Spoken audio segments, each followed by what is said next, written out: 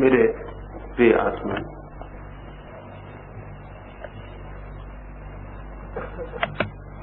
एक सम्राट एक दिन सुबह अपने बगीचे में निकला। निकलते ही उसके पैर में कांटा गड़ गया। बहुत पीड़ा उसे हुई और उसने सारे साम्राज्य में जितने भी विचारशील लोग थे उन्हें राजधानी आमंत्रित किया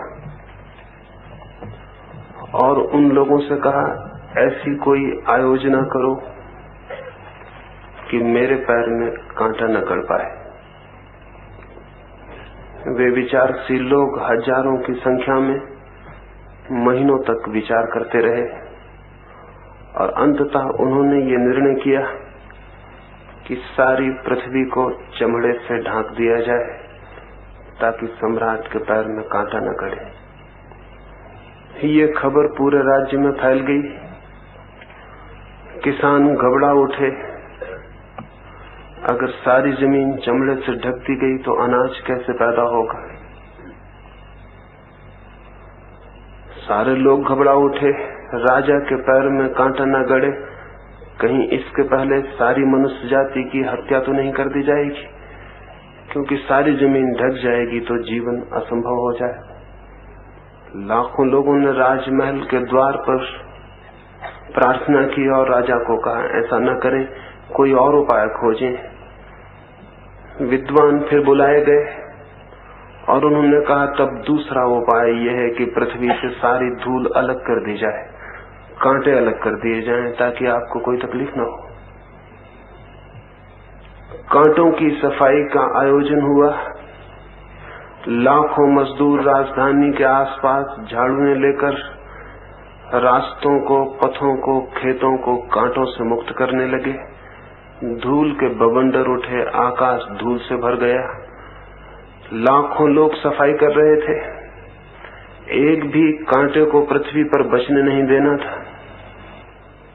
धूल नहीं बचने देनी थी ताकि राजा को कोई तकलीफ ना हो, उसके कपड़े भी खराब ना हो, कांटे भी ना गड़े। हजारों लोग बीमार पड़ गए, इतनी धूल उड़ी। कुछ लोग बेहोश हो गए क्योंकि 24 घंटा अखंड धूल उड़ाने का क्रम चलता था। धूल वापस बैठ जाती थी, इसलिए क्रम बंद भी नहीं किया जा सकता था। सारी प्रजा में घबराहट फैल गई। लोगों ने राजा से प्रार्थना की, ये क्या पागलपन हो रहा है। इतनी धूल उठा दी गई है कि हमारा जीना दूभर हो गया, सांस लेना मुश्किल है। कृपा करके ये धूल के बादल वापस बिठाए जाएं, कोई और रास्ता खोजा जाए। फिर हजारों मजदूरों को कहा गया कि वे जाके पानी भरें और सारी पृथ्वी को सींचें। नदी और तालाब सूख गए। लाखों भिश्तियों ने सारी राजधानी को, राजधानी के आसपास की भूमि को पानी से सींचा। कीचड़ मच गई, गरीबों के झोपड़े बह गए, बहुत मुसीबत खड़ी हो गई। फिर राजा से प्रार्थना की गई कि ये क्या हो रहा है, क्या आप हमें जीने न देंगे? क्या आपके पैर में कांटा लगता है तो हम सबका जीवन मुश्किल हो जाएगा? कोई और सरल रास्ता खोजें। और तभी एक बूढ़े आदमी ने आके राजा को कहा, मैं ये जूता आपके लिए बना लाया हूं, इसे पहन ले, कांटा फिर आपको न गड़ेगा और हमारा जीवन भी बच जाएगा। राजा हैरान हुआ, इतना सरल उपाय भी हो सकता था क्या? पैर ढके देखकर वो चकित हो गया। क्या कोई इतना बुद्धिमान मनुष्य भी था जितने इतनी सरलता से बात हल कर दी जिसे लाखों विद्वान हल न कर सके? करोड़ों रुपया खर्च हुआ, हजारों लोग परेशान हुए। इतनी सरल बात थी और सारे पंडित, सारे विद्वान क्रोध और ईर्ष्या से भर गए। ये बूढ़ा आदमी खतरनाक था। इस सब के प्रति, इस बूढ़े आदमी के प्रति उन सब के मन में तीव्र रोष भर गया। उन्होंने कहा, जरूर इस आदमी को शैतान ने ही सहायता दी होगी, क्योंकि हम इतने विचारशील लोग नहीं खोज पाए जो बात इसने खोज ली है। जरूर इसमें कोई खतरा है। राजा को उन्होंने समझाया, ये जूता खतरनाक सिद्ध होगा। शैतान का हाथ इसमें होना चाहिए, क्योंकि हमारी सारी बुद्धिमत्ता जो नहीं खोज सकी, ये बूढ़ा आदमी कैसे खोज लेगा। राजा को उन्होंने भड़काया, समझाया, राजा भयभीत हो गया। उस बूढ़े आदमी को सूली दे दी गई। वो पहला समझदार आदमी सूली पे चढ़ा, और उसके बाद जितने लोगों ने ये सलाह दी है कि कृपा करें, पृथ्वी को परेशान न करें, अपने पैर ढक लें, उन सभी को सूली दी जाती रही। शायद इसीलिए वो पहला क्रांतिकारी व्यक्ति जिसने जूते की इजाद की थी, उसके वंशज आज भी अपमानित हैं, आज भी चम्हार का कोई आदर नहीं। शायद पंडितों का ही हाथ होगा इसमें। इस कहानी से इन 3 दिनों की चर्चा को मैं शुरू करना चाहता हूं, इस वजह से कि सारी दुनिया में सभी मनुष्यों का एक ही प्रश्न है। दुख के कांटे जीवन को पीड़ित किए रहते हैं, अशांति के कांटे, चिंता के कांटे, अज्ञान और अंधकार के कांटे गड़ते हैं, और कोई उपाय समझ में नहीं आता कि इनसे कैसे बचा जाए। और सभी लोग बुद्धिमानों की, तथाकथित बुद्धिमानों की सलाह मानकर सारी पृथ्वी को ढकने की आयोजना में लग जाते हैं, अपने को छोड़कर, अपने को भूलकर। अपने पैर को ढकने की सीधी सी युक्ति किसी की भी समझ में नहीं आती। इतनी सीधी युक्ति है, लेकिन इस जमीन पर 10-5 ही ऐसे लोग हुए हैं जिन्होंने अपने पैर ढके हों। अधिक लोग पृथ्वी को ही बदलने की कोशिश करते रहे, और ये अधिक लोग जितनी इन्होंने कोशिश की है जमीन को ढक देने की, धूल कांटों से अलग कर देने की, उतनी ही जमीन मुश्किल में पड़ती चली गई।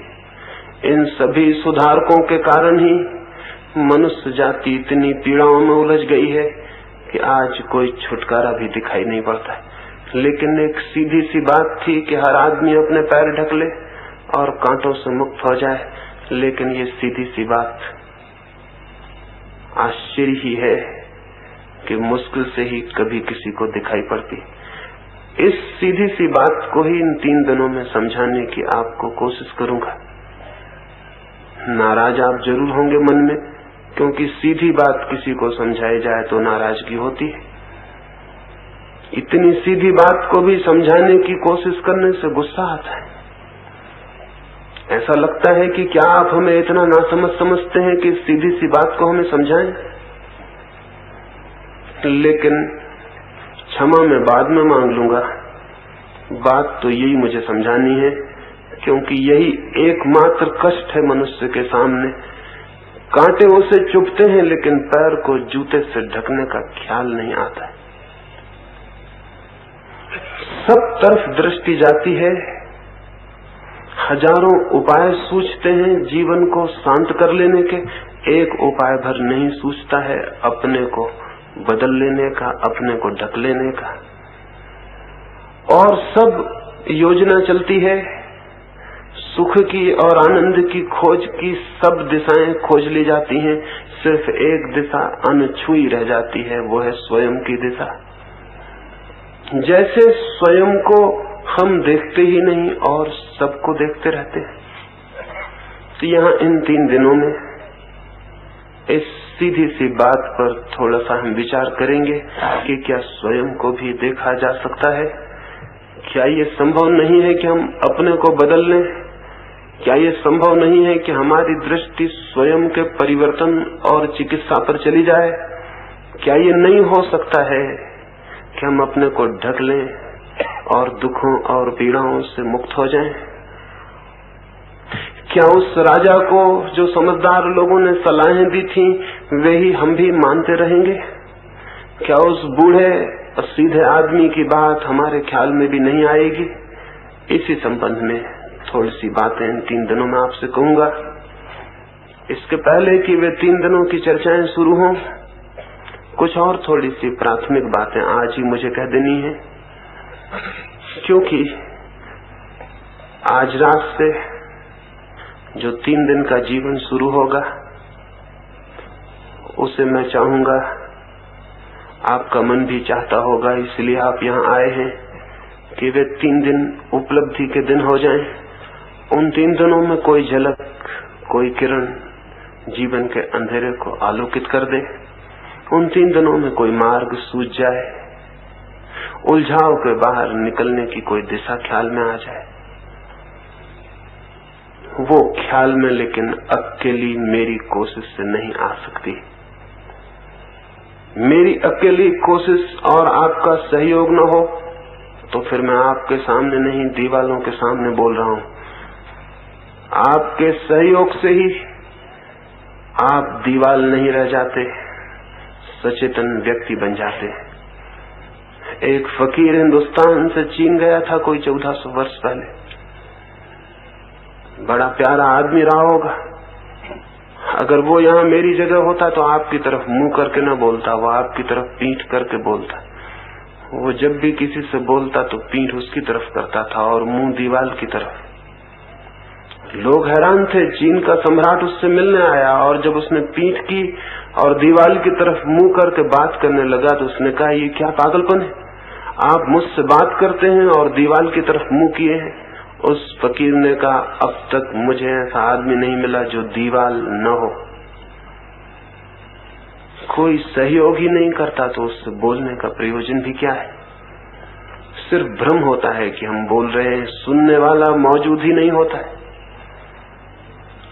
तो 3 दिनों में आप किस भांति सहयोग कर सकेंगे, उस संबंध में कुछ 3 सूत्र आज मुझे आपसे कह देने। उन 3 सूत्रों के आधार पर ही आपका सहयोग, आपका कोऑपरेशन मिल सकता है।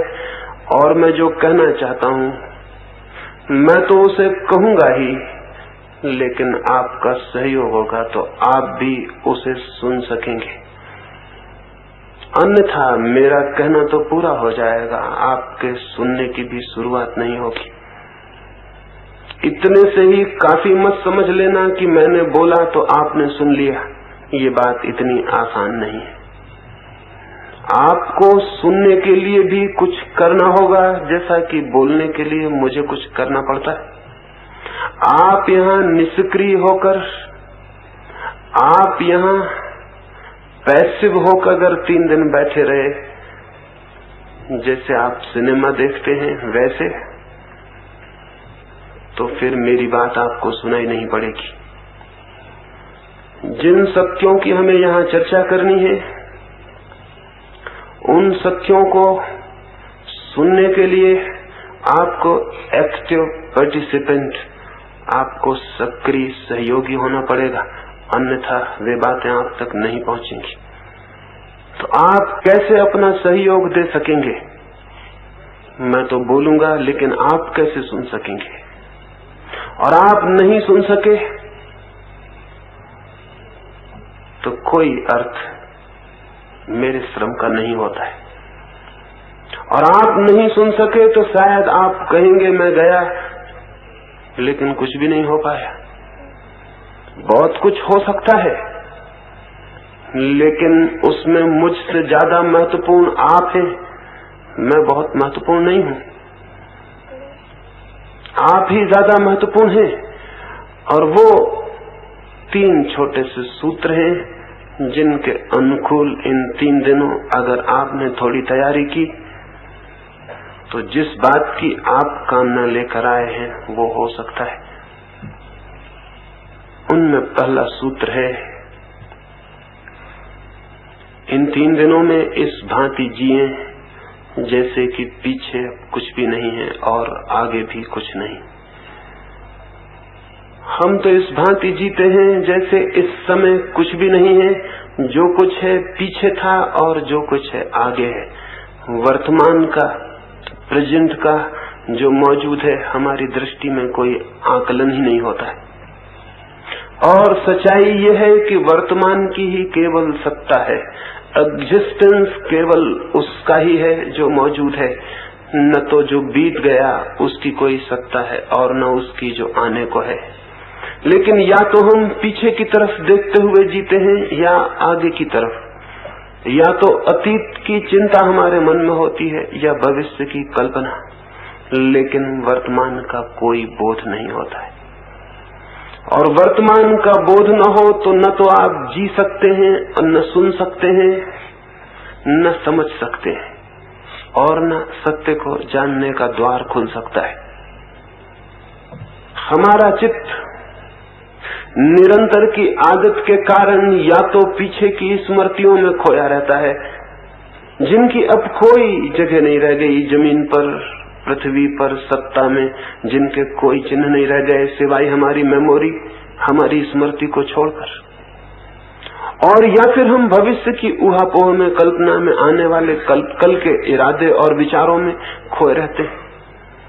ये दोनों ही तरह के लोग कभी भी सत्य को नहीं जान सकते, क्योंकि सत्य है वर्तमान में, इस क्षण में, अभी और यहाँ, और हम अभी और यहाँ कभी भी नहीं होते। हम कहीं पीछे या कहीं आगे होते। बुद्ध 12 वर्षों के बाद अपने गांव वापस लौटे थे।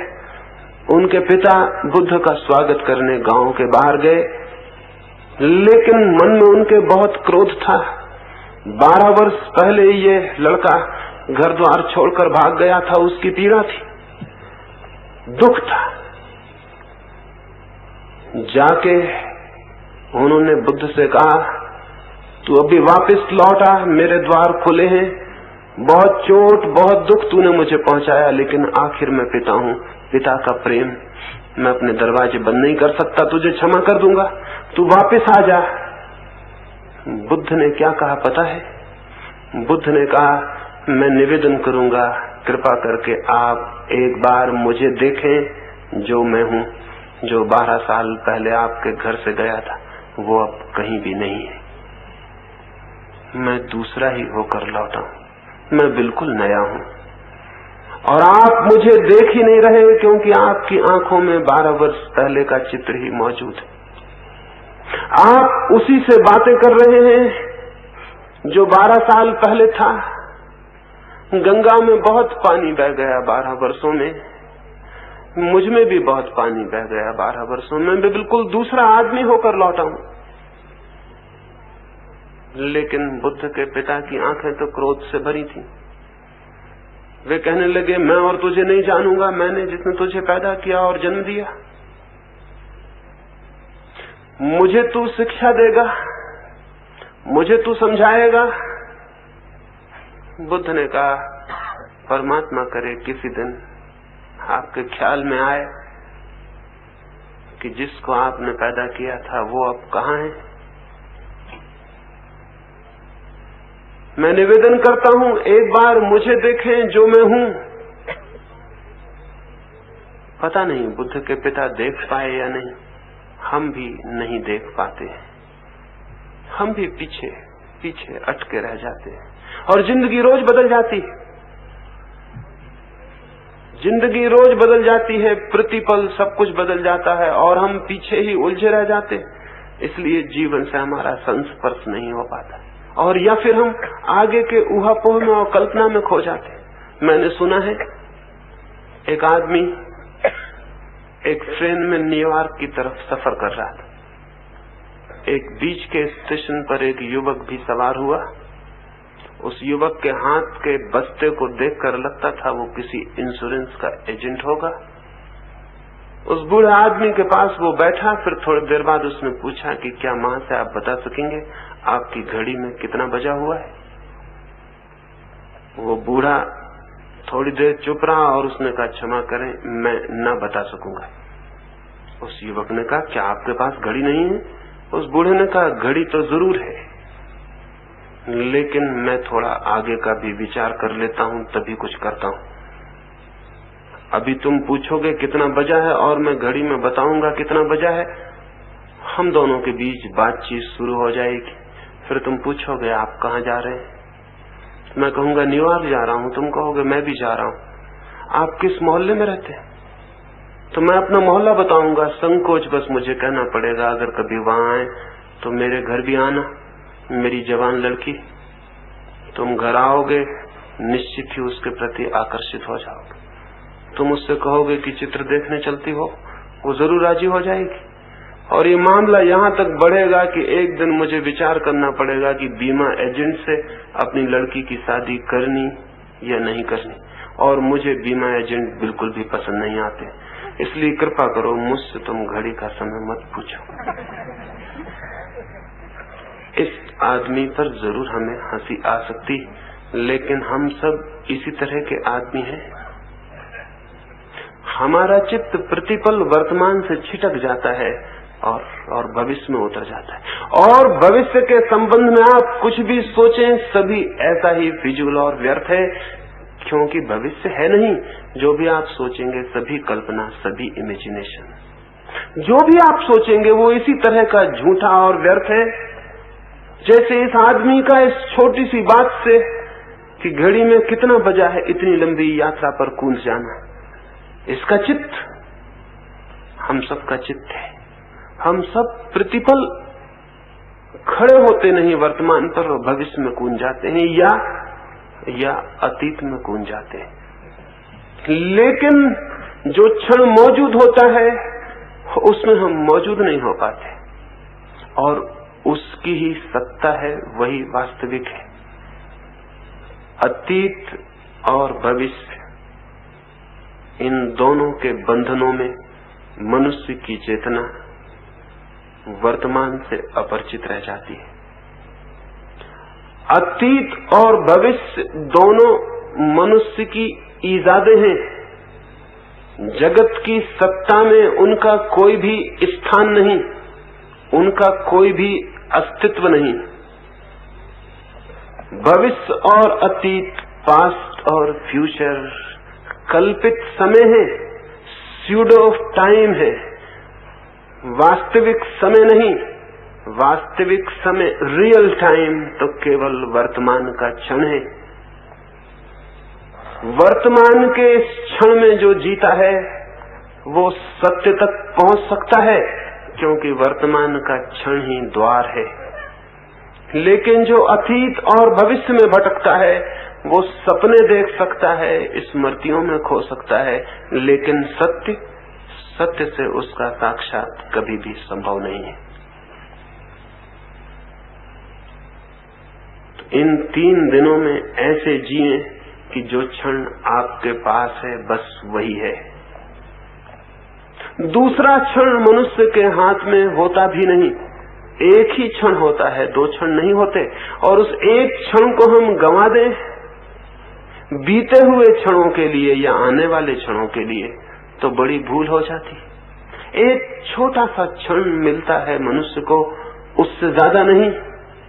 उस छोटे से क्षण को जीने की कला ही धर्म में प्रवेश की कला है, वही है आज। तो आज रात से ऐसा जिए कि जो क्षण है वही है। जो काम आप कर रहे हैं वही कर रहे हैं। यहाँ सुन रहे हैं तो सिर्फ सुन रहे हैं, इस सुनने में फिर और कुछ भी नहीं। मैं बोल रहा हूँ उस वक्त अगर आप सोचने लगे यही गीता में भी लिखा है, तो आप पीछे चले गए। कभी आपने पढ़ा होगा, उससे आप मेलजोल बिठाने लगे, मैं जो कहता था उसके आपसे संबंध टूट गया। अगर मैं कुछ कह रहा हूँ और आप सोचने लगे कि अगर मैं ऐसा करूं या सोचूं तो कहीं ऐसा तो ना हो कि मुझे घर द्वार छोड़ देना पड़े, आप भविष्य में चले गए। आप समय बताने की जगह लड़की के विवाह का चिंतन करने लगे। क्या होगा मेरी बात से अगर ये सोचने लगे तो आप आगे चले गए। क्या पुरानी बातों से मेल करने लगे तो पीछे चले गए और वंचित हो गए उस बात को सुनने से जो मैं आपसे कहता था। जो मैं आपसे कह रहा हूं अगर उसे ही सुनना है तो सुनने के क्षण में फिर और कहीं आप नहीं होना चाहिए। लेकिन ये केवल सुनने के लिए नहीं हो सकता। ये तो तभी हो सकता है जब हम 24 घंटे ऐसा जिए, जब आप पानी पी रहे हो तो सिर्फ पानी पिए, और भोजन करते हो तो सिर्फ भोजन, और रास्ते पे चलते हो तो सिर्फ रास्ते पर चलें, और उस क्षण को ही समझ लें कि इसके आगे कुछ नहीं और पीछे कुछ नहीं, यही है और इसी में मुझे पूरी तरह मौजूद होना है। ये तो पहला ध्यान रखने का है इन 3 दिनों में। कठिन नहीं है, ख्याल में आ जाएगा तो बहुत सरल है। कठिन तो वो है जो आप कर रहे हैं, जो मैं कह रहा हूं वो तो बहुत सरल है, लेकिन अपने पैर पर जूता चढ़ाने जैसी सरल बात भी मुश्किल से ख्याल में आती। कठिन वो है जो आप कर रहे हैं, जिस ढंग से आप जी रहे हैं वो जीना एकदम कठिन है। आश्चर्य है कि हम जिए चले जा रहे हैं। जो मैं कह रहा हूं वो बहुत सरल है। यहां से लौटते वक्त उसका प्रयोग करते लौटें, और कम से कम 3 दिन तो कोशिश करें। हो सकता है 3 दिन में उसकी सच्चाई दिखाई पड़ जाए, और फिर जिसकी सच्चाई हमें दिखाई पड़ जाती है उससे इस जीवन में अलग होना कठिन है। 3 दिन के लिए हिम्मत करें, पीछे को छोड़ दें। छूट गया है अतीत आपसे, आप व्यर्थ ही उसे पकड़े। कहां है वो? कल का दिन अब कहां है? बीता क्षण अब कहां है? जो गया वो जा चुका, जो अभी नहीं आया वो नहीं आया, जो है बस वही है। 3 दिन देखें, एक एक पल जीकर देखें, आगे पीछे नहीं, मौजूद में, प्रेजेंट में, वर्तमान में। सुबह उठें तो ऐसे ही बस यही है, दोपहर यही है, सांझ यही है। जो क्षण सामने आए उसको इस तरह लें जैसे इसके आगे पीछे और कुछ भी नहीं है। बहुत हैरान हो जाएंगे। इस ख्याल से जीने की गति और ही हो जाती। एक बहुत अद्भुत शांति क्षण में जीने से शुरू होती। आदमी कभी शांत नहीं है। सुनते हैं एक बार सिर्फ सारी मनुष्य जाति शांत हो गई थी एक क्षण को।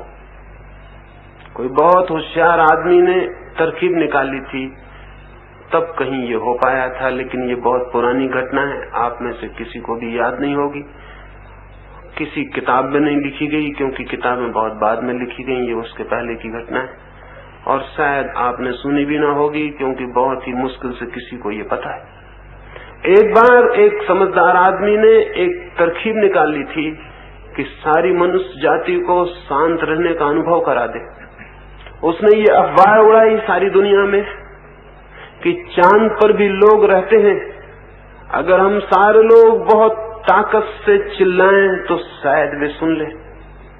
तो सारी पृथ्वी पर एक खास नियत दिन, खास समय पर सारे लोग जोर से हो की आवाज करके चिल्लाएंगे।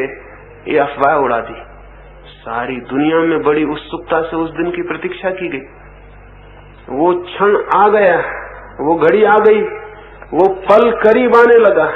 सारे दुनिया के लोग बच्चों से बूढ़ों तक तैयार थे, क्योंकि सारे लोग चिल्लाएंगे तो ही शायद चांद तक रहने वाले लोगों तक आवाज पहुंच सके और उनसे संबंध पैदा करना था। ठीक क्षण भी आ गया, लेकिन कोई भी नहीं चिल्लाया, क्योंकि हर एक सोचता था कि मैं चुप रह जाऊं तो इतनी बड़ी आवाज सुनने का मौका फिर दोबारा आने वाला नहीं। सब चिल्लाएंगे, कितनी अद्भुत आवाज होगी, मैं सुन लूं। और एक के न चिल्लाने से क्या फर्क पड़ेगा। दुनिया में कोई भी नहीं चिल्लाया, और वो एक क्षण टोटल साइलेंस का क्षण था, क्योंकि सभी प्रतीक्षा कर रहे थे। कोई भी पीछे के ख्याल में नहीं था, आगे के ख्याल में नहीं था। इसी वक्त एक घटना घट रही थी कि सारी दुनिया में सारे लोग चिल्लाएंगे हो, और इस आवाज को हम सुन ले। उस क्षण उस अद्भुत होशियार आदमी ने बड़ी तरकीब का काम किया था। फिर बहुत समय से ऐसा कोई काम नहीं हुआ, और आदमी की जिंदगी में कोई शांति का क्षण नहीं। उस वक्त सारे लोग हैरान रह गए थे। उस पल के बीच जाने पर लोगों को पता चला था कितनी गहरी शांति संभव है, क्योंकि उस क्षण कोई पास्ट नहीं था, कोई फ्यूचर नहीं था। एक उसी पल में घटना घटने वाली थी। जरा चूक गए तो चूक गए, तो सारे लोग सचेत, और प्रत्येक आदमी ने सोचा था मैं सुन लूं। सुना सबने, आवाज नहीं सुनी, शांति सुनी। आवाज तो हुई ही नहीं, लेकिन साइलेंस सुनी। देखें कल से एक एक पल में थोड़ा खड़े होकर, हो सकता है वो शांति आप भी सुन सके, और वो सुन ले तो आपकी जिंदगी दूसरी हो जाती। अगर आप नहीं मानेंगे इस तरह, तो हो सकता है मैं भी किसी दिन अफवाह उड़ाऊं और फिर इस तरह की कोशिश करूं, लेकिन बड़ा कठिन है। आजकल आदमी बहुत समझदार हो गया। पुराने दिन की बात है, लोग राजी हो गए होंगे चिल्लाने को, अब तो शायद ही कोई चिल्लाने को राजी भी हो, और राजी भी हो जाए तो भी शायद शोरगुल सुनने के लिए कोई न रुके, क्योंकि वैसे ही बहुत शोरगुल हो रहा है और अब उस शोरगुल से भी कोई फर्क न पड़ेगा। ये तो पहला सूत्र है, पल पल मोमेंट टू मोमेंट जीने का। दूसरा सूत्र, हम निरंतर एक अजीब बीमारी से ग्रसित हैं, और वो बीमारी है अत्यधिक व्यस्त होने की, ऑक्युपाइड होने की। हर आदमी ऐसा लग रहा है जैसे बहुत भारी काम में उलझा हुआ है। शायद काम कुछ भी नहीं है, लेकिन आदत अत्यधिक काम में उलझे होने की हमने खड़ी कर ली। हर आदमी भाग रहा है, दौड़ रहा है, और इस भांति संलग्न है जैसे सारे जगत का भार उसके ऊपर है। इतना व्यस्त मालूम हो रहा है, और ये व्यस्तता, ये जो ऑक्युपाइड माइंड है, ये दिन रात व्यस्त होना, इसके कारण चित्त निरंतर क्षीण होता चला जाता है।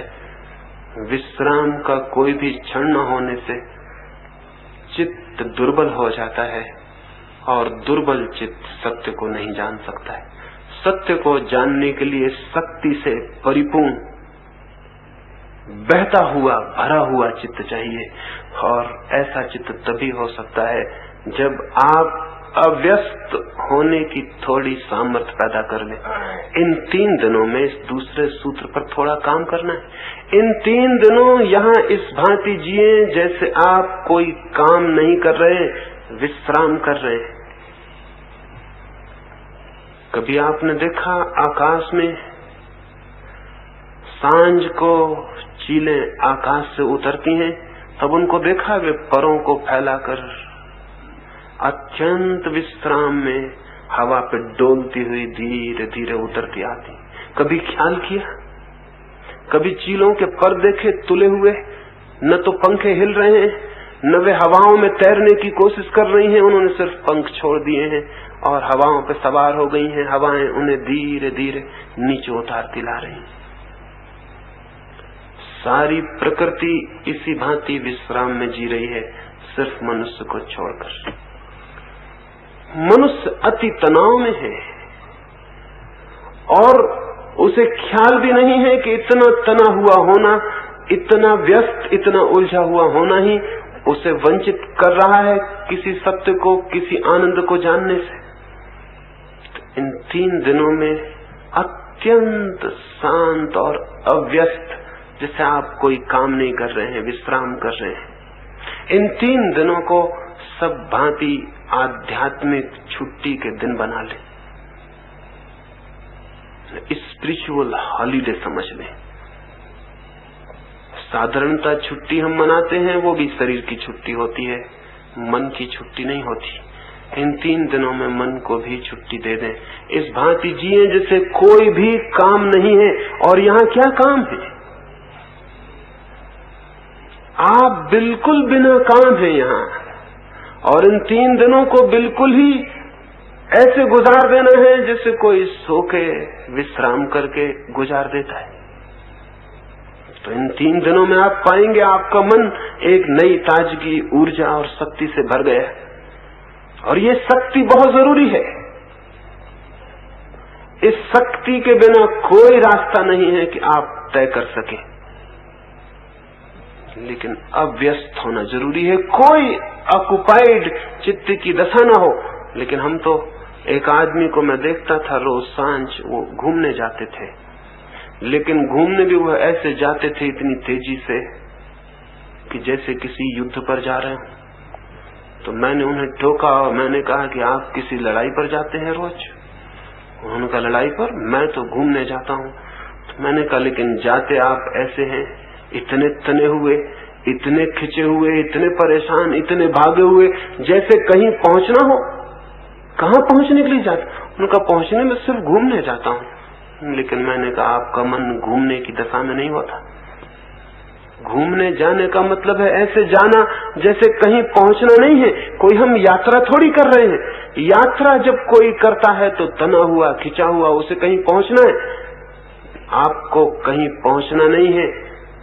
और अगर आप समवेयर कहीं पहुंचने की कोशिश करेंगे तो एक बात तय समझ लेना, वहां नहीं पहुंच सकेंगे जहां आप हैं।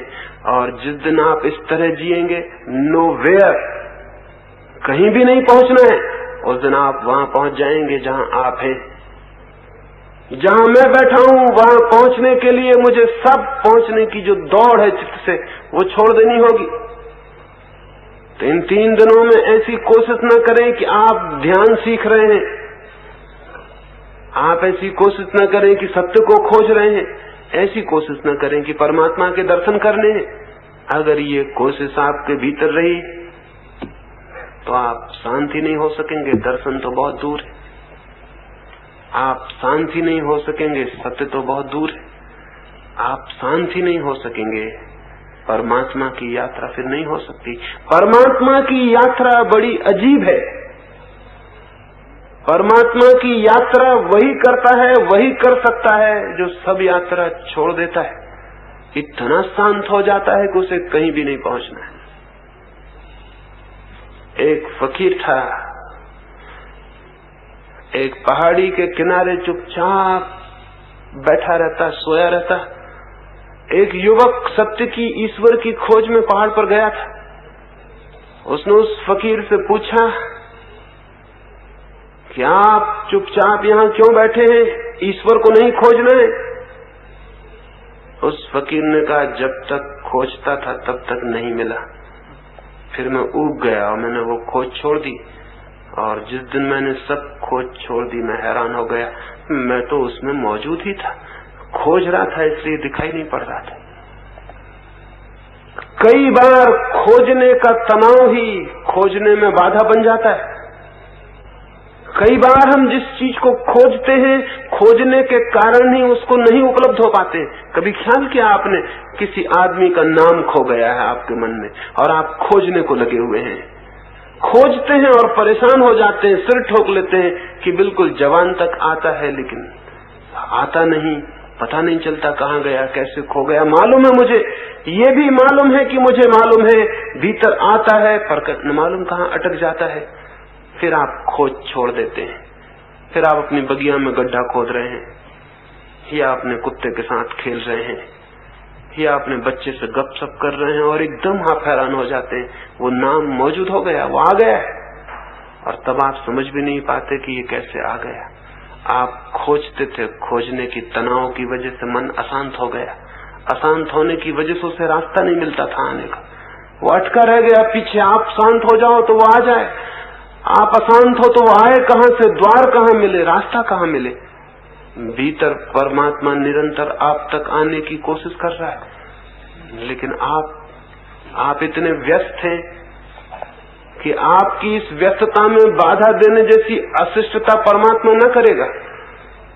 वो आपको परेशान नहीं करेगा। जब आप शांत हो जाएं तो आ जाएगा। वो उन मेहमानों में से नहीं है कि आप कुछ भी कर रहे हो और वो आ जाए। जब देखेगा कि आप तैयार हैं तो वो तो हमेशा मौजूद है। भीतर कोई हमारे रास्ता खोज रहा है, लेकिन हम इतने सतह पर इतने व्यस्त हैं, इतनी लहरों से भरे हैं कि उसे रास्ता नहीं मिलता है। कृपा करें रास्ता दें। आपको परमात्मा को नहीं खोजना है, परमात्मा आपको ही खोज रहा है। आप इतनी ही कृपा करें कि रास्ता दे दें। आप बीच में न खड़े हो अपने और परमात्मा के, तो सारी बात हल हो जाती। लेकिन शायद हमें इसका ख्याल नहीं है। इन 3 दिनों में इस ख्याल पर थोड़ा सा ध्यान ले जाएं। 3 दिन इस तरह जिए कि आपको कोई भी काम नहीं है, और आश्रमों में और संतों, साधुओं और महात्माओं के पास आप जाते होंगे उस भांति मेरे पास ना आए। वे आपको काम सिखाते हैं।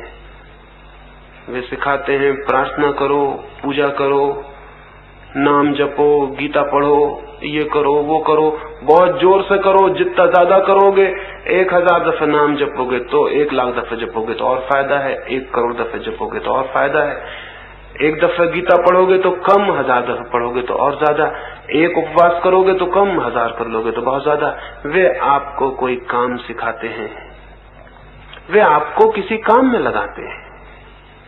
मैं आपको कोई काम सिखाने को यहां नहीं हूं। मैं तो चाहता हूं कि आप थोड़ी देर को बेकाम हो जाएं, आपके मन में, तन में कोई काम न रह जाए, तो शायद उस काम से रहित चित्त की अनऑक्युपाइड स्थिति में, अव्यस्त स्थिति में कुछ फलित हो जाए, कुछ घटित हो जाए। तो दूसरा सूत्र इन 3 दिनों के लिए, व्यस्तता न दिखाएं। यहां कोई फिक्र नहीं, अगर मेरी एक चर्चा में ना आ पाए तो कोई हर्जा नहीं हुआ जाने वाला। कोई फिक्र नहीं, अगर ध्यान को वक्त पर न पहुंच पाए, कोई हर्जा नहीं हुआ जाने वाला। लेकिन इतनी शांति से जिए इन 3 दिनों में कि आप कोई काम में नहीं लगे हैं, मौज में, एक आनंद में यहां हैं। यहां कोई साधना करने आए हैं तो साधना की हमारी धारणा ही कुछ अजीब है। उसमें तो जो जितना बड़ा साधक है उतना ही तनके और चुस्त बैठा रहता है, उतना ही तनाव से भरा रहता है। ऐसी साधना यहां नहीं है। मैं तो साधना ही इसको कहता हूं कि आप सब तरह से उपराम को, विश्रांति को, एकदम चित्त के तल पर सब तरह के काम से छुटकारा पा जाए। 3 दिन इस तरह का, इस तरफ ध्यान देना का आपसे निवेदन है। और जैसे ही आप थोड़े से विश्राम में रहना जान पाएंगे, आप हैरान हो जाएंगे। यहाँ इतने दरख्त हैं, इतने पक्षी बोलते हैं, चुपचाप उनके पास, दरख्तों के पास जाके बैठ जाएं, लेट जाएं, कुछ न करें। 3 दिनों में ज्यादा समय कुछ न करें और देखें कि उस ना करने से कुछ हो सकता है क्या। अब तक जिन्होंने भी जीवन की गहराइयां जानी हैं, वे ही लोग हैं जिन्होंने किन्हीं ना करने के क्षणों में परमात्मा से संबंध जोड़ लिया है। लाओत्से से कहा करता था, कुछ करना हो तो संसार की तरफ जाओ, कुछ ना करना हो तो परमात्मा की तरफ। मैं ये नहीं कह रहा हूं कि आप अपनी दुकानें बंद कर देंगे, नौकरियां छोड़ देंगे, अपने काम धंधे बंद कर देंगे, वो मैं नहीं कह रहा हूं। मैं तो सिर्फ इतना निवेदन कर रहा हूं, इन 3 दिनों में आप इस एटीट्यूड में, इस दृष्टि में जीने का थोड़ा प्रयोग करें। फिर आप पाएंगे कि बिल्कुल चित्त के तल पर बिना काम रहकर भी बाहर के तल पर काम किया जा सकता है, और तब काम योग बन जाता है। भीतर अकर्म हो, भीतर चित्त पर कोई भी कर्म की भागदौड़ न हो, और बाहर जीवन पूरा सक्रिय हो, तो जीवन योग हो जाता है। और अकर्म हो भीतर तो कर्म बाहर अपने आप कुशल हो जाता है। दूसरा सूत्र और तीसरा सूत्र अंतिम, वो है सचेत होकर 3 दिन जीने की। सचेत होकर कभी किसी बिल्ली को चूहा पकड़ते देखा होगा? शायद ख्याल न किया हो, क्योंकि अगर हम जीवन के चारों तरफ ख्याल कर लें तो छोटी छोटी बातों में जीवन के सारे संदेश मौजूद हैं। लेकिन बिल्ली को कौन गुरु बनाना चाहेगा? न तो बिल्ली भगवा वस्त्र पहनती है, न टीका लगाती है, न त्याग करती है, न बिल्ली कोई तीर्थंकर है, न कोई अवतार है। बिल्ली से कौन सीखने जाएगा? लेकिन कभी बिल्ली को देखें, चूहे को पकड़ने के लिए कितनी तत्परता से बैठी, कितनी सचेत। एक पत्ता हिल जाएगा तो बिल्ली अपने पूरे प्राणपण से कूदने को मौजूद है। एक चूहे की जरा सी खड़खड़ाहट होगी, किसी चूहे के बिल में थोड़ी सी आवाज होगी, किसी को पता नहीं चलेगा, लेकिन बिल्ली सचेत है और जागी हुई है।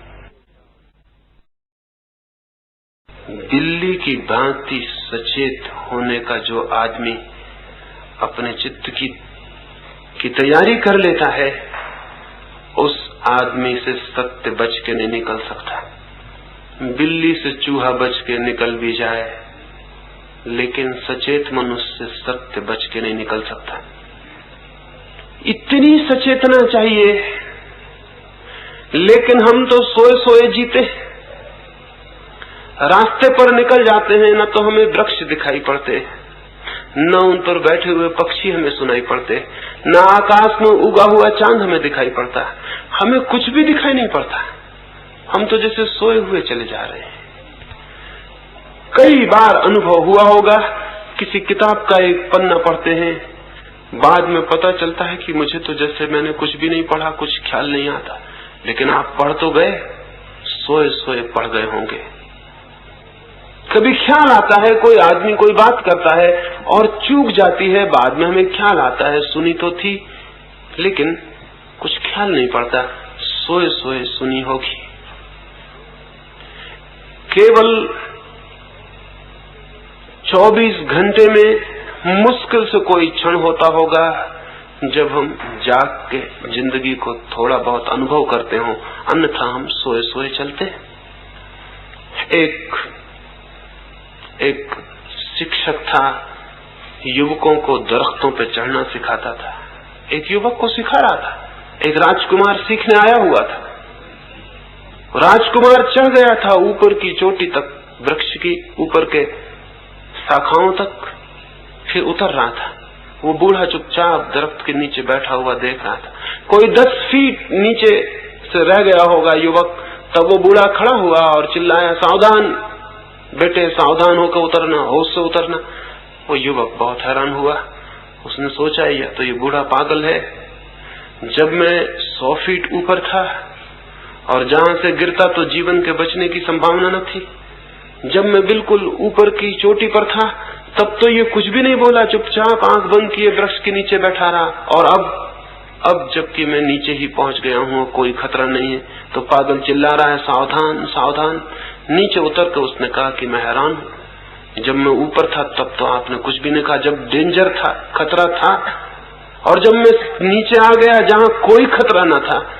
उस बूढ़े ने कहा, मेरे जीवन भर का अनुभव ये है कि जहां कोई खतरा नहीं होता वहीं आदमी सो जाता है, और सोते ही खतरा शुरू हो जाता है। ऊपर कोई खतरा न था, क्योंकि खतरा था और उसकी वजह से तुम जागे हुए थे, सचेत थे, तुम गिर नहीं सकते थे। मैंने आज तक ऊपर की चोटी से किसी को गिरते नहीं देखा। कितने लोगों को मैं सिखा चुका, जब भी कोई गिरता है तो 10-15 फीट नीचे उतर के या चढ़ते में गिरता है, क्योंकि वहां वो निश्चिंत हो जाता है। निश्चिंत होते ही सो जाता है, सोते ही खतरा मौजूद हो जाता है। जहां खतरा मौजूद है वहां खतरा मौजूद नहीं होता, क्योंकि वो सचेत होता है। जहां खतरा नहीं है वहां खतरा मौजूद हो जाता है, क्योंकि वो सो जाता है। मनुष्य सभी पक्षियों से ज्यादा सो गया है, क्योंकि जीवन में उसने सभी पक्षियों पशुओं से ज्यादा सिक्योरिटी सुविधा जुटा ली। कोई पशु पक्षी इतना सोया हुआ नहीं जितना आदमी। देखें किसी कौवे को आपके घर के पास बैठा हुआ, जरा आप आंख भी हिलाएं और कौवा अपने पर फैला देगा। आंख हिलाएं, आप जरा हाथ हिलाएं और कौवा तैयार है, सचेत है। जानवरों को भागते हुए देखें, दौड़ते हुए देखें, उनको खड़े हुए देखें, वे सचेत हैं। आदमी ने एक तरह की सिक्योरिटी, एक तरह की सुरक्षा अपने चारों तरफ खड़ी कर ली है, और उस सुरक्षा की वजह से वो आराम से सो गया है। और सच्चाई ये है कि सब सिक्योरिटी झूठी है, क्योंकि मौत इतनी बड़ी असलियत है कि हमारी सब सुरक्षा झूठी ही सिद्ध होती है। कोई सुरक्षा हमारी सच्ची नहीं है। लेकिन एक फॉल्स, एक मिथ्या ख्याल हमने पैदा कर लिया कि हम सुरक्षित हैं। सुरक्षित कोई भी मनुष्य नहीं है। जीवन असुरक्षा है, इनसिक्योरिटी है। कौन सी चीज सुरक्षित है? आपकी पत्नी सुरक्षित है? क्या आप सोचते हैं कल भी वो आपको प्रेम देगी? आपके बच्चे सुरक्षित हैं कि आप सोचते हैं वो बड़े होने पर आपको आदर देंगे? आपके मित्र सुरक्षित हैं कि वे कल शत्रु नहीं हो जाएंगे? आप खुद किन अर्थों में सुरक्षित हैं? आपकी मौत आपकी सब सुरक्षा को दो कौड़ी का सिद्ध कर देने को है। एक आदमी ने एक महल बनवाया था, उसमें एक ही दरवाजा रखा था कि कोई शत्रु घर के भीतर न घुस सके। दरवाजे पर सख्त पहरा रखा था। फिर पड़ोस का राजा उसके महल को देखने आया, उसने कहा और सब ठीक है, एकदम अच्छा, मैं भी ऐसा ही महल बनाना चाहूंगा, लेकिन एक गलती है तुम्हारे महल में, इसमें एक दरवाजा है, ये खतरा है, दरवाजे से मौत भीतर आ सकती है, तुम कृपा करो ये दरवाजा और बंद कर लो, फिर तुम पूर्ण सुरक्षित हो जाओगे, फिर न कोई भीतर आ सकता न कोई बाहर जा सकता। उस राजा ने कहा ख्याल तो मुझे भी ये आया था, लेकिन अगर दरवाजा भी मैं बंद कर लूंगा तो फिर सुरक्षा की जरूरत भी किसे रह जाएगी, मैं तो मर ही जाऊंगा। जी रहा हूं क्योंकि दरवाजा खुला है। तो उस दूसरे राजा ने कहा इसका मतलब ये हुआ कि दरवाजा अगर बिल्कुल बंद हो जाए तो तुम मर जाओगे, एक दरवाजा खुला है तो तुम थोड़े जी रहे हो, दो दरवाजे खुलेंगे तुम थोड़ा और ज्यादा जियोगे, अगर सब दरवाजे खुले रहेंगे तो तुम पूरी तरह से जियोगे। लेकिन सब दरवाजे खोलने में हम डरते हैं और इसलिए जी नहीं पाते। सब दरवाजे बंद कर लेते हैं जिंदगी के, फिर भीतर सिक्योरिटी में, सुरक्षा में निश्चिंत होकर सो जाते हैं। उसी सोने को हम जिंदगी समझ लेते हैं। इन 3 दिनों में इस तरह जिए जैसे कि जीवन में कोई सुरक्षा नहीं है। हो सकता है आप आए हैं माथेरान, वापस न लौट सके, कोई जरूरी नहीं है आपका वापस लौट जाना। कौन सा जरूरी है? इस बात को मान लेने का क्या कारण है कि आप 400 आए हैं, 400 ही वापस लौट जाएंगे? हो सकता है कोई वापस न लौट पाए। एक दिन तो ऐसा हो गई कि आप कहीं जाएंगे और वहां से वापस न लौट सकेंगे। प्रति घड़ी कोई 1 लाख आदमी अपना जीवन खो देते हैं कहीं न कहीं पृथ्वी पर। आप भी किसी क्षण खो देंगे। वो क्षण यही क्षण हो सकता है, आने वाला क्षण हो सकता है। सुरक्षा कहीं भी नहीं है और सुरक्षा के कारण आप व्यर्थ जो सो रहे हैं वो सारे जीवन को, जीवन के आनंद, उत्फुल्लता से, ज्ञान से वंचित कर रहा है। तो इन 3 दिनों ऐसे जिए जैसे आप जागे हुए हैं, प्रतिपल होश से भरे हुए हैं। एक एक घटना, एक एक पत्थर, एक एक पत्ता, एक एक पत्ते पर चमकती सूरज की रोशनी, चांद की रोशनी बदलियों पर, सब आपको दिखाई पड़ रहा है। आप जागे हुए, सब चीजों के प्रति आप सचेत हैं। जीवन एक खतरा है और आप चेतना से भरे हुए, उठते बैठते सब तरह से जागे हुए। जागे हुए होने का अर्थ एक छोटी कहानी से समझाऊं, फिर मैं अपनी चर्चा पूरी करूं। एक बहुत अद्भुत आदमी था, वो चोरों का गुरु था। सच तो यह है कि चोरों के अतिरिक्त और किसी का कोई गुरु होता ही नहीं। चोरी सीखने के लिए गुरु की बड़ी जरूरत है।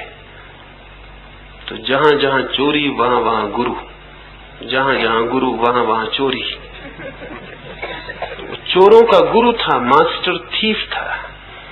उतना जितना कुशल कोई चोर नहीं था। कुशलता थी, वो तो एक टेक्निक था, एक शिल्प था। जब बूढ़ा हो गया तो उसके लड़के ने कहा कि मुझे भी सिखा दें। उसके गुरु ने कहा ये बड़ी कठिन बात है। पिता ने चोरी करनी बंद कर दी थी। उसने कहा ये बहुत कठिन बात है। फिर मैंने चोरी करनी बंद कर दी, क्योंकि चोरी में कुछ ऐसी घटनाएं घटी कि जिनके कारण मैं ही बदल गया। उसके लड़के ने पूछा कौन सी घटनाएं? उसने कहा कुछ ऐसे खतरे आए कि उन खतरों में मैं इतना जाग गया, जागने की वजह से चोरी मुश्किल हो गई, और जागने की वजह से उस संपत्ति का ख्याल आया जो सोने के कारण दिखाई नहीं पड़ती थी। अब मैं एक दूसरी ही चोरी में लग गया हूं, अब मैं परमात्मा की चोरी कर रहा हूं। पहले आदमियों की चोरी करता रहा, लेकिन मैं तुम्हें कोशिश करूंगा, शायद तुम्हें भी ये हो जाए। चाहता तो यही हूं कि तुम आदमियों के चोर मत बनो, परमात्मा के ही चोर बनो, लेकिन शुरुआत आदमियों की चोरी से कर देने में भी कोई हर्जा नहीं है। ऐसे हर आदमी ही आदमी की ही चोरी से शुरुआत करता है। हर आदमी के हाथ दूसरे आदमी की जेब में पड़े होते हैं। जमीन पर दो ही तरह के चोर हैं, आदमियों से चुराने वाले और परमात्मा से चुरा लेने वाले। परमात्मा से चुरा लेने वाले तो बहुत कम हैं जिनके हाथ परमात्मा की जेब में चले जाएं, लेकिन आदमियों की तो हाथ में सारे लोग एक दूसरे की जेब में डाले ही रहते हैं, और खुद के दोनों हाथ दूसरे की जेब में डाल देते हैं तो दूसरों के उनकी जेब में हाथ डालने की सुविधा हो जाती है। स्वाभाविक, क्योंकि अपनी जेब की रक्षा करें तो दूसरे की जेब से निकाल नहीं सकते, दूसरे की जेब से निकालें तो अपनी जेब असुरक्षित छूट जाती, उसमें से दूसरे निकालते हैं। एक म्यूचुअल, एक पारस्परिक चोरी सारी दुनिया में चल रही। उसने कहा कि लेकिन चाहता हूं कि कभी तुम परमात्मा के चोर बन सको, तुम्हें मैं ले चलूंगा। दूसरे दिन वो अपने युवा लड़के को लेकर राजमहल में चोरी के लिए गया। उसने जाके आहिस्ता से दीवार की ईंटें सरकाई। लड़का थर थर कांप रहा है खड़ा हुआ। आधी रात है, राजमहल है, संतरी द्वारों पर खड़े हैं, और वो इतनी शांति से ईंटें निकाल के रख रहा है कि जैसे अपना घर हो। लड़का थर थर कांप रहा है, लेकिन बूढ़े बाप के बूढ़े हाथ बड़े कुशल है। उसने आहिस्ता से ईंटें निकाल के रख दी। उसने लड़के से कहा कपो मत, साहूकारों को कपना शोभा देता है, चोरों को नहीं। ये काम नहीं चल सकेगा। अगर कपोगे तो क्या चोरी करोगे?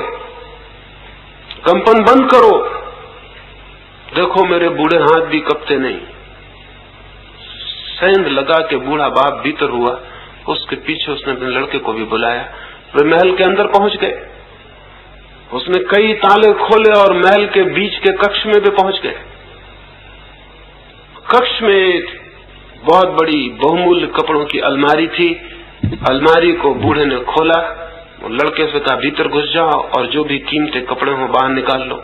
लड़का भीतर गया। बूढ़े बाप ने दरवाजा बंद करके ताला बंद कर दिया। जोर से सामान पटका और चिल्लाया चोर, और सैन से निकल के घर के बाहर हो गया। सारा महल जग गया और लड़के के प्राण आप सोच सकते हैं किस स्थिति में नहीं पहुंच गए होंगे। ये कल्पना भी न की थी कि बाप ऐसा दुष्ट हो सकता है, लेकिन सिखाते समय सभी माँ बाप को दुष्ट शायद होना पड़ता है। लेकिन एक बात हो गई, ताला बंद कर गया है बाप, कोई उपाय नहीं छोड़ गया बचने का। चिल्ला गया है, महल के संतरी जाग गए, नौकर चाकर भाग गए हैं, प्रकाश जल गए हैं, लालटेनें घूमने लगी, चोर की खोज हो रही। चोर जरूर मकान के भीतर है, दरवाजे खुले पड़े हैं, दीवार में छेद है। फिर एक नौकरानी मोमबत्ती लिए हुए उस कमरे में भी आ गई है जहां वो बंद है, और वो अगर वे लोग न भी देख पाए तो भी फर्क नहीं पड़ता, क्योंकि वो बंद है और निकल नहीं सकता, दरवाजे पे ताला है बाहर। लेकिन कुछ हुआ। अगर आप उस जगह होते तो क्या होता? आज रात सोते वक्त जरा ख्याल करना कि उस जगह अगर मैं होता, उस लड़के की जगह, तो क्या होता। क्या उस वक्त आप विचार कर सकते थे? विचार करने की कोई गुंजाइश ही नहीं थी। उस वक्त आप क्या सोचते? सोचने का कोई मौका नहीं था। उस वक्त आप क्या करते? कुछ भी करने का उपाय नहीं था। द्वार बंद, बाहर ताला लगा हुआ है, संतरी अंदर घुस आए हैं, नौकर भीतर खड़े हैं, घर भर में खोजबीन की जा रही। आप क्या करते? उस लड़के के पास करने को कुछ भी नहीं था। न करने के कारण वो बिल्कुल शांत हो गया। उस लड़के के पास सोचने को कुछ नहीं था, सोचने का कोई जगह नहीं थी, गुंजाइश नहीं थी, सो जाने का मौका नहीं था, क्योंकि खतरा बहुत बड़ा था, जिंदगी मुश्किल में थी। वो एकदम अलर्ट हो गया। ऐसी अलर्टनेस, ऐसी सचेतता, ऐसी सावधानी उसने जीवन में कभी देखी नहीं थी, ऐसे खतरे को नहीं देखा था। और उस सावधानी में कुछ होना शुरू हुआ, उस सचेतना के कारण कुछ होना शुरू हुआ जो वो नहीं कर रहा था, लेकिन हुआ। उसने कुछ अपने नाखून से दरवाजा खरोचा, नौकरानी पास से निकलती थी। उसने सोचा शायद चूहा या कोई बिल्ली कपड़ों की अलमारी में अंदर है। उसने ताला खोला, मोमबत्ती लेके भीतर झांका। उस युवक ने मोमबत्ती बुझा दी। बुझाई ये कहना केवल भाषा की बात है, मोमबत्ती बुझा दी गई, क्योंकि युवक ने सोचा नहीं था कि मैं मोमबत्ती बुझा दूं। मोमबत्ती दिखाई पड़ी, युवक शांत खड़ा था, सचेत। मोमबत्ती बुझा दी, नौकरानी को धक्का दिया, अंधेरा था, भागा। नौकर उसके पीछे भागे, दीवार से बाहर निकला, जितनी ताकत से भाग सकता था भाग रहा था। कहना गलत है, क्योंकि भागने का कोई उपक्रम, कोई चेष्टा, कोई एफर्ट वो नहीं कर रहा था, बस पा रहा था कि मैं भाग रहा हूं। और फिर पीछे लोग लगे थे। वो एक कुएं के पास पहुंचा, उसने एक पत्थर को उठा के कुएं में पटका। नौकरों ने कुएं को घेर लिया। वे समझे कि चोर कुएं में कूद गया है। वो एक दरख्त के पीछे खड़ा, फिर आहिस्ता से अपने घर पहुंचा। जाके देखा उसका पिता कंबल ओढ़े सो रहा था। उसने कंबल झटके से खोला और कहा कि आप यहाँ सो रहे हैं मुझे मुश्किल में फंसा के। उसने कहा बात मत करो, तुम आ गए, बात खत्म हो गई। कैसे आए तुम खुद ही सोच लेना, कैसे आए तुम वापस। उसने कहा मुझे पता नहीं कि मैं कैसे आया हूं, लेकिन कुछ बातें घटी। मैंने जिंदगी में ऐसी अलर्टनेस, ऐसी ताजगी, ऐसा होश कभी देखा नहीं था। और आउट ऑफ दैट अलर्टनेस, उस सचेतता के भीतर से फिर कुछ होना शुरू हुआ जिसको मैं नहीं कह सकता कि मैंने किया। मैं बाहर आ गया हूं। उस बूढ़े ने कहा अब दोबारा भीतर जाने का इरादा है। उस युवक ने कहा उस सचेतना में, उस अवेयरनेस में जिस आनंद का अनुभव हुआ है, अब मैं चाहता हूं मैं भी परमात्मा का चोर हो जाऊं। अब आदमियों की संपदा में मुझे भी कोई रस दिखाई नहीं पड़ता, क्योंकि उस सचेतना में मैंने अपने भीतर जो संपदा देखी है वह संसार में कहीं भी नहीं। तो मैं परमात्मा के चोर होना आपको सिखाना चाहता हूं, लेकिन उसके पहले इन 3 सूत्रों पर, इन 3 दिनों में अगर आप सहयोग देंगे तो इसमें कोई बहुत आश्चर्य नहीं है कि जाते वक्त आप अपने सामान में परमात्मा की भी थोड़ी सी संपदा ले जाते हुए अपने आप को अनुभव करें। वो संपत्ति सब जगह मौजूद है, लेकिन कोई हिम्मतवर चोर आता ही नहीं कि उस संपत्ति को चुराए और अपने घर ले जाए। परमात्मा करे आप भी एक मास्टर थीप हो सके, एक कुशल चोर हो सके उस बड़ी संपदा को चुराने में। उस चोरी के सिखाने का ही यहाँ राज 3 दिनों में आपसे मैं कहूंगा। और अगर आपका सहयोग रहा तो ये बात हो सकती है। आज के लिए तो इतना बस,